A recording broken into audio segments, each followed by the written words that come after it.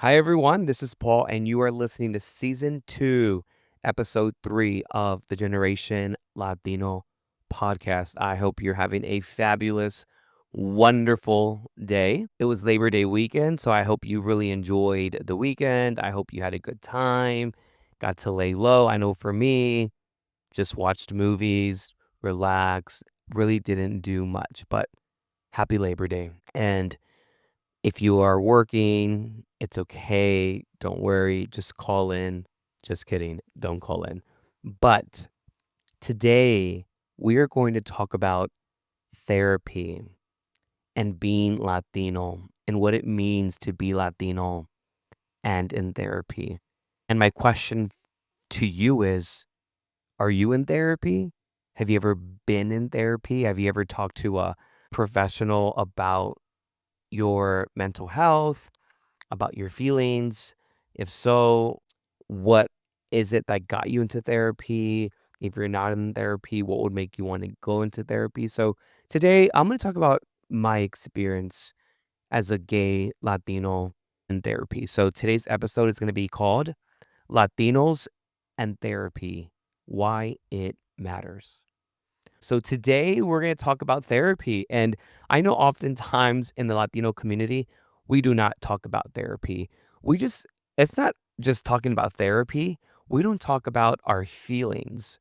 I know in the past, I've had several episodes about Latinos and our feelings. I've talked about mental health, all of that. But I specifically today want to talk about therapy and what it's done for me in my life as a first generation college graduate, as a gay Latino. I did not get into therapy until a couple years ago. So actively, I've been in therapy for 2 years. And I always was aware, I always read self help books and saw videos and YouTube videos and always wanted to read the latest book on mental health and all of that.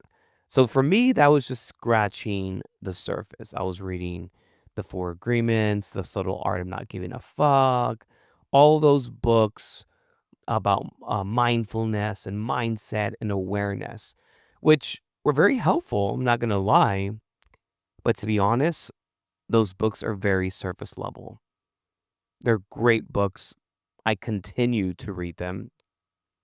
I continue to learn from them. But I thought that by me reading those books, You're a Badass and Unfuck Yourself, all of those books, I thought that that was just enough. I really thought so. I thought by me reading all these books and doing the audibles and that that would be enough for me to kind of navigate and maneuver life. Well, the real reason I had joined therapy, and I remember it vividly. I was about to start my graduate program for my master's degree, and there was a lot going on in my life at the time, in my professional life. A lot of stuff had happened, and I knew that I was going to get into a rigorous program. And I told myself, I want to go into therapy. I really want to do therapy, and I really want to just talk, right? I think oftentimes, I know for me, we think that we need a topic to talk about. We think we need to go in there and talk about our 5-year-old self, our divorce, our breakup, our parents, our siblings. But I knew that I just wanted to talk. I didn't know about what. And that's the beauty of having a therapist and being in therapy is you're just talking. So I knew that with school approaching, that there was going to be a lot of just bandwidth that I didn't have. And I thought, you know what? This would be a perfect time to start therapy because I'm not only going to have a lot going on in my life with school. At the time, I was living in Austin, commuting back and forth to visit my dog and my family. But I knew that I was going to need the extra help and that the books were no longer going to give me what I needed for what I was about to embark on. Being Latino, you're like, what the fuck do I talk about? What am I going to talk about? So, what I realized was that I didn't need to have an itinerary to go in with when I first started therapy. Because I had written down, I want to talk about this and that and this and that and my dad, my trauma, my divorce. I mean, it's crazy how when you're actually in therapy, it just segues from topic to topic. You think you want to go in there and talk about something and it segues into something else. But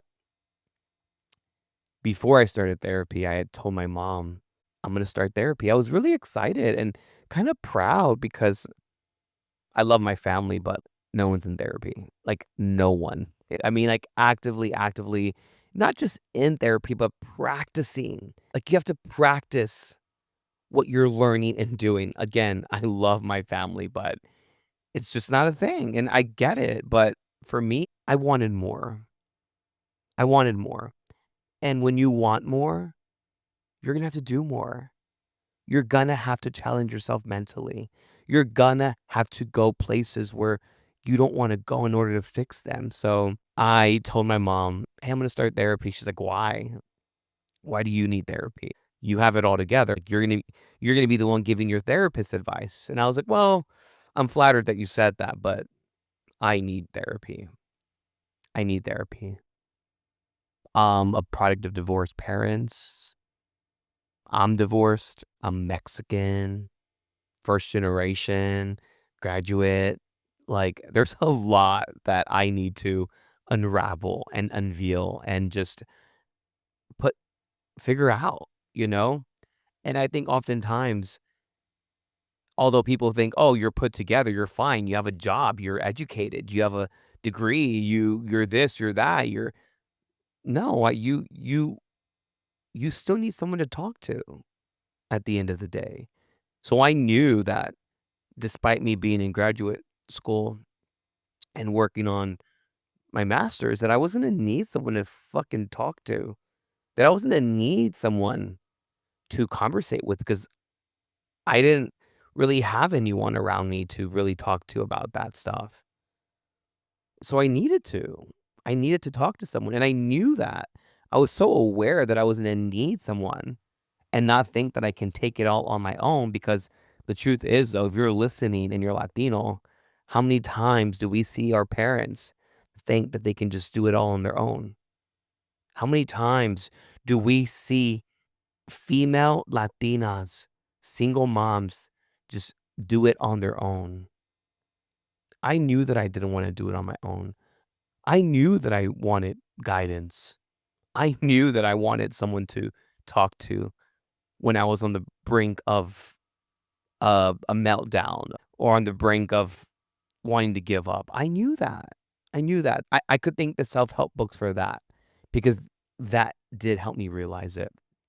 So my mom tells me, "Why you? You're fine. You're good. You don't got to worry about it. Out of everyone, you don't need this." I'm like, I do need it. And I remember telling my little sister, I told mom that I'm going to be in therapy. She's like, "Yeah, I'm sure mom reacted that way." I'm like, "She did. She reacted, why you? Why do you need therapy?" And I get it. My parents' generation didn't go to therapy. They didn't talk about their feelings. They didn't ask why you did something. And for me, I wanted to know why I'm short-tempered, why I am guarded at times, why I have a short fuse at times, why I have small tolerance for ignorance, why am I a feminist? Why am I an advocate? Why? I have a lot of whys, and instead of me assuming why, I wanted to know why I thought certain ways and why I did things the way I did. So, my first session, I felt free, not gonna lie. I felt free. I talked about topic to topic, and I was asked, "Why did I wanna be in therapy?" And I said, "Well, there's a lot of trauma. There's a lot of things. I wanna learn how to forgive better. I wanna learn how to give more grace. I wanna learn to be better." That's why I want to be in therapy. And I want to unravel shit that I don't have control over. I can't control the fact that my dad left me. I can't control that I come from a broken home. I can't control a lot of things. One thing that I did know was that I wanted to change a lot of the way that I thought. And I wanted to be more aware. And with awareness comes just more opportunity. So being Latino, and again, if you're Latino out there and you are afraid to just talk to a therapist, someone who is trained to help trauma, to help you with PTSD and life choices that you've made, that's what they're there for. And for me, now 2 years into therapy, I'm just excited to know that I have someone to talk to and I have someone to gauge my emotions with. And I have talked about work stuff that has happened, traumatic work things, personal things, childhood things. And for me, at least, it's always like my therapist and I are putting a puzzle together. That's the metaphor that I have. That's the visual that I have. It's like you're at a desk and you have all these puzzle pieces just scrambled up. But although I could put the puzzle together myself, having someone on that other side and we're putting it together and learning more, it just, I cannot explain how much therapy means and why it matters. First of all, therapy matters because you matter. You matter. You listening, you matter. Your feelings are valid. Your emotions are valid. The way you feel are valid. Put yourself first. Put yourself first and talk about what you're feeling. I'm not talking about talk to your girlfriend, talk to your best friend. I'm talking talk to someone who can help you. Now, girlfriend can come to me and I can give her all the advice that I can give her, but talk to someone who is trained in mental health so that you know your worth. Because another thing therapy has taught me was my worth, what I am fucking worth. And I always talk about worth because it is the only thing that you have is your worth. What are you worth? Because everyone in this life, on this planet, is walking around with what they're worth. You can be worth nothing if you allow people to treat you that way. Or you could be worth whatever priceless number that is. You decide that.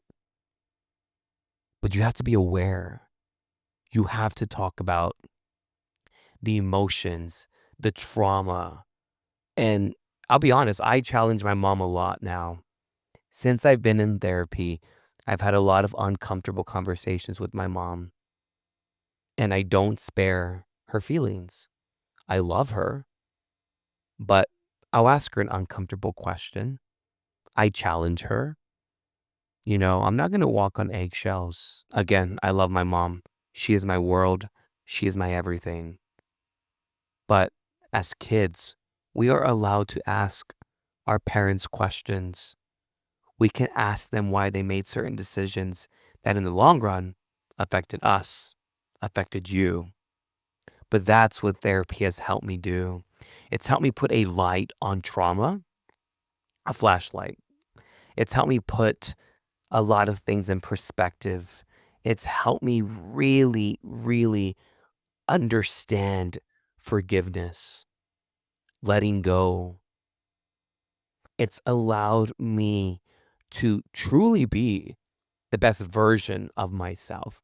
So if you're listening out there and you're wondering why you're caught up in this web of entanglement, of self doubt and self pity, and you're only getting the worst things because you're only allowing yourself the worst things. And I know being Latino,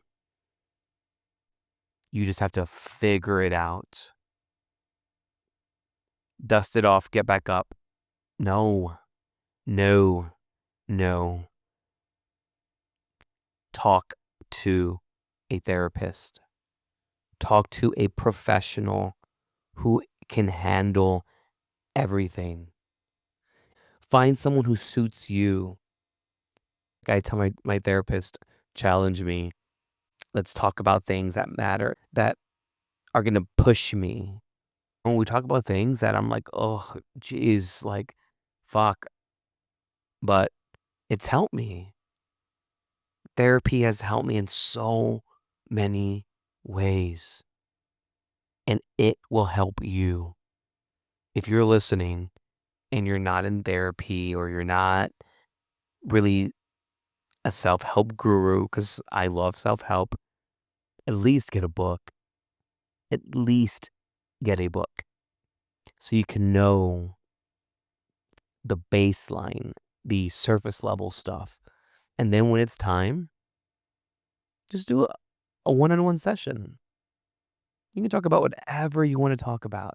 And I'm not coming here as a professional in mental health. I'm coming here as a gay Mexican who grew up lower middle class, who grew up in a Title I school, who grew up in a broken home. That's who I'm coming to you as. Being in my 30s, being someone who has really pushed the walls, get through things, therapy has helped.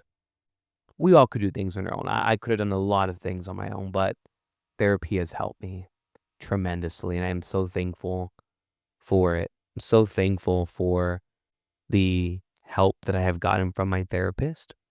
And I know the stigma that comes with talking about your feelings and your emotions, because Latinos just have to suck it up and take shit and eat it and eat it and eat it and figure it out. But I am here to tell you, don't eat shit. You deserve mental health professionals around you just like every other fucking person does. Just like everyone else. You deserve to sit on a couch and talk about your feelings and why you are the way you are. You deserve to sit across someone on a Zoom call or a Google Meet and talk about your feelings. You're allowed that same thing. Just because your parents didn't do it, just because your siblings don't do it, doesn't mean that you can't.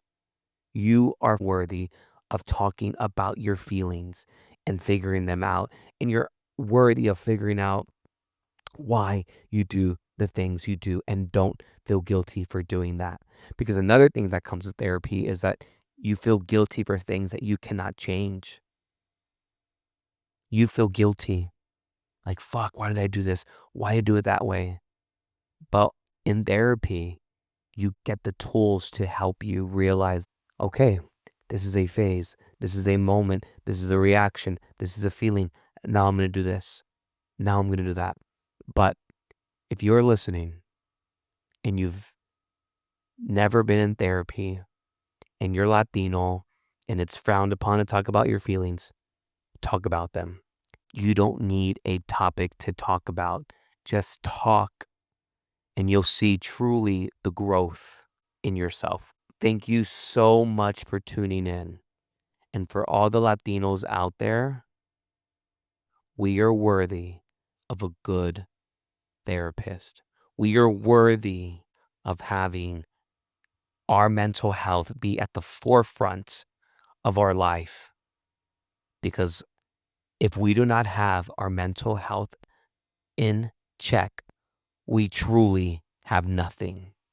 But anyways, thank you so much for tuning in, and I will see you on the next episode.